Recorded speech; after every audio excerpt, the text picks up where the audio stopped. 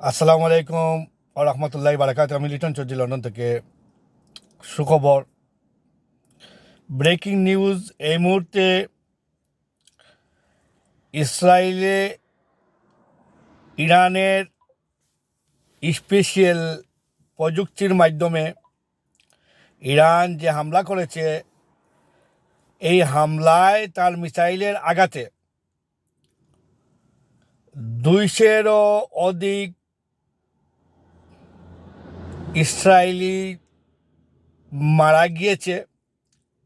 About 200 wicket গন। এই হামলার পর ইরানের বিপ্লবী গার্ডের IRGC দাবি 200-র ঊর্ধ্বে লোক তারা মেরেছে। এই মিসাইলের আঘাতে পাঁচটি বিশেষ জায়গায় ইসরায়েলের ডিমনু এবং আরাদে ব্যাপক ক্ষয়ক্ষতি করেছে। এই 5টা এলাকার মধ্যে 2টা এলাকা শ্মশানে পরিণত হয়েছে। প্রিয় দর্শক, আপনারা জানেন ইসরায়েলের ডেমনো শহর এবং আরাদে ইরানের মিসাইলের আঘাতে চূর্ণ বিচূর্ণ হয়ে গেছে এবং ইরানের যে পারমাণবিক গোপন যে আস্তানা পৃথিবীর কেউ জানতো না, ইসরায়েলের যে পারমাণবিক গোপন আস্তানা নিউক্লিয়ার যে আপনার পারমাণবিক চূর্ণি লুকানো ছিল, সেই চূর্ণির আশেপাশে আঘাত করেছে এবং সঠিক খবর এখন পর্যন্ত হাতে আসে নাই। কারণ আপনারা জানেন যে ইসরায়েল একটা মারাত্মক এমন একটা জাতি, এই ইহুদিরা আপনার এমন একটা জাতি যেখানে আপনার সাংবাদিক গিয়ে তার নিউজ প্রকাশ করতে পারে না। এরপরেও বিভিন্ন মিডিয়ার ফুটেজে বিভিন্ন ইউটিউব চ্যানেলে আপনারা দেখতে পারবেন যে এই ইসরায়েল 5টি জায়গা প্রায় শ্মশানে পরিণত হয়েছে। পারমাণবিক চুল্লিতে আঘাত এনেছে ইরান। ইসরায়েলের নিউক্লিয়ার প্রজেক্টে হানা দিয়েছে ইরান এবং অনেক ক্ষয়ক্ষতি করেছে এবং এই মুহূর্তে অ্যাবাউট 5,000 মানুষ আহত আছে এবং 200-এরও অধিক মানুষ মারা গেছে, ইসরায়েলি মানুষ মারা গেছে। এখন এই মুহূর্তে কান্নার রুল আপনারা জানেন। সঠিক খবর কোনো মিডিয়া CNN বিবিসিতেও আপনারা পাবেন না, কারণ মিডিয়া সব কিছু প্রকাশ করতে পারতেছে না, কারণ ইসরায়েল এবং আমেরিকা এটা প্রকাশ করতে দিচ্ছে না। প্রিয় দর্শক, আরও সুখবর হলো সৌদির রাজধানী রিয়াদে ইরান তার মিসাইল হামলা চালিয়েছে। এই মিসাইল হামলা করার পর সৌদি এখন বয়ে আছে। আপনারা জানেন দুবাই, আবুধাবিতেও হামলা করেছে। হামলা করার পর সৌদি, আবুধাবি সবাই এখন কোন দিকে ছুটাছুটি করবে, কি করবে, দিশেহারা হয়ে গেছে। প্রিয় দর্শক, আমেরিকা জানেন আপনারা, আমেরিকার ভিতরেও ড্রোন হামলা করেছে ইরান এবং ভারত মহাসাগরের ব্রিটিশ এবং মার্কিন যে ঘাঁটি, সেই ঘাঁটিতে ইউকে বেস অ্যাটাক করেছে ইরানের মিসাইল। একটা মিসাইল তারা ইরানের উপরে ধ্বংস হয়ে গেছে, কার্যক্ষমতা সঠিকভাবে এটা করতে পারে নাই। আর একটা মিসাইল তারা বলছে ইরানের আইএসএ বলছে এটা মানে মিসাইলটা ইউএসএ এবং ব্রিটিশ যে ঘাঁটি যেটা সেই ঘাঁটিতে হামলা করেছে, সফলভাবে হামলা করেছে এবং অনেক ক্ষয়ক্ষতি হয়েছে। আমেরিকা এবং ব্রিটেন এখন পর্যন্ত এগুলা প্রকাশ করতেছে না। তারা এখন দিশেহারা কি করবে। আপনারা জানেন দর্শক, এই মুহূর্তে এই খবর, পেট্রোলের দাম বেড়ে লন্ডনে এখন এই মুহূর্তে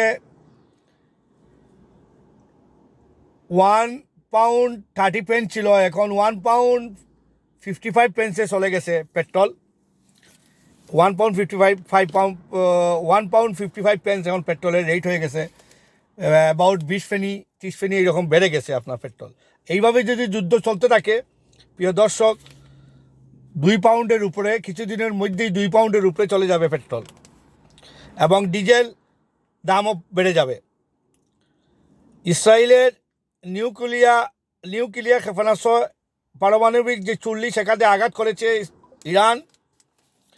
ইরান তার পজিশন আছে 4000 কিলোমিটার পর্যন্ত। ইরান থেকে 4000 কিলোমিটার পর্যন্ত তাদের যে ক্ষেপণাস্ত্র, নতুন যে ক্ষেপণাস্ত্র, সেটা আমেরিকায় গিয়ে আঘাত করতে পারবে। এখন আমেরিকা চিন্তার মধ্যে আছে কি করবে, কিভাবে যুদ্ধ মানে থামানো যায়। যে কোনো বিনিময়ে আমেরিকার যুদ্ধ থামানোর জন্য এখন প্রস্তুত।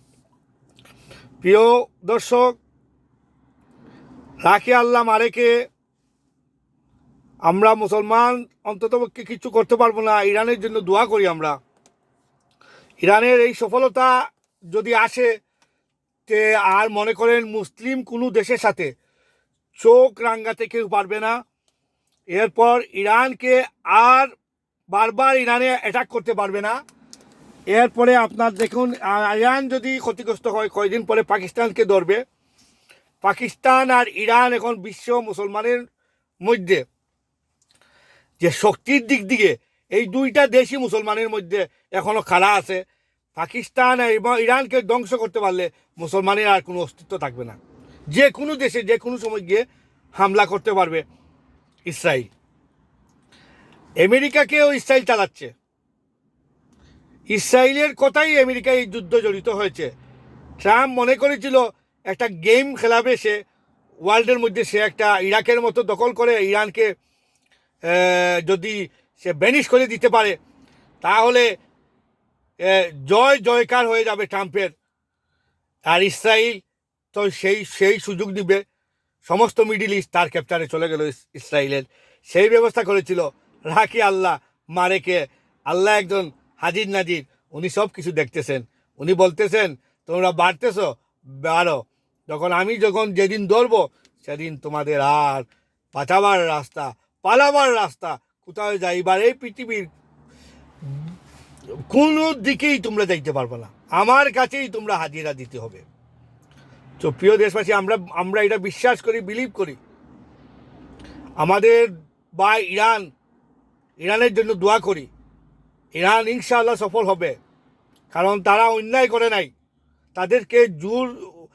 তাদেরকে মেরেছে, তারা গিয়ে তাদের লিডার মেরেছে, তাদের আর্মিকে ধ্বংস করতে চেয়েছে, তাদের দেশকে দখল করতে চেয়েছিল। এই ইসরায়েল, এই ইহুদি, এদের কোনো ক্ষমা নেই।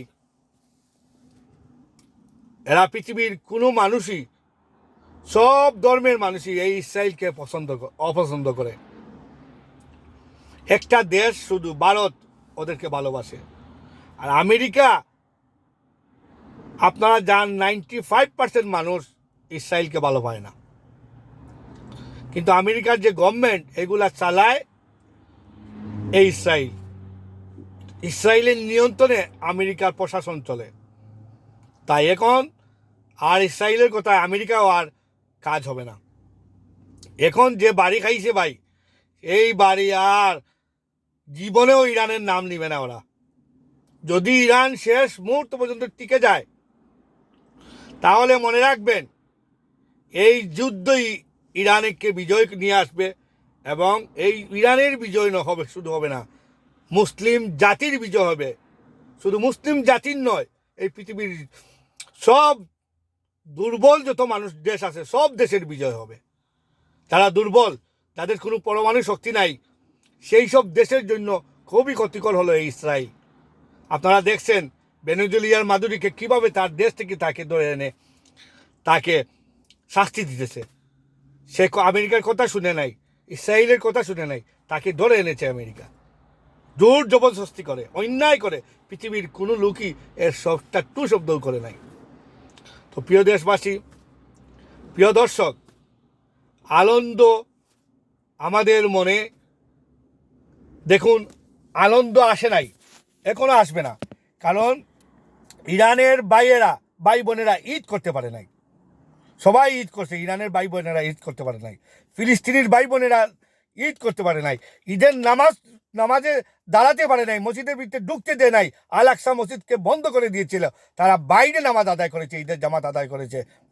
এত জুলুম, এত অত্যাচার কিভাবে সহ্য করবে এই মুসলমান? এত ধৈর্যর জাতি, আমরা যে এখন পর্যন্ত সহ্য করতেছি, ধৈর্য ধরতেছি, এইটাই তো বহুত বড় পরীক্ষা আমাদের মধ্যে।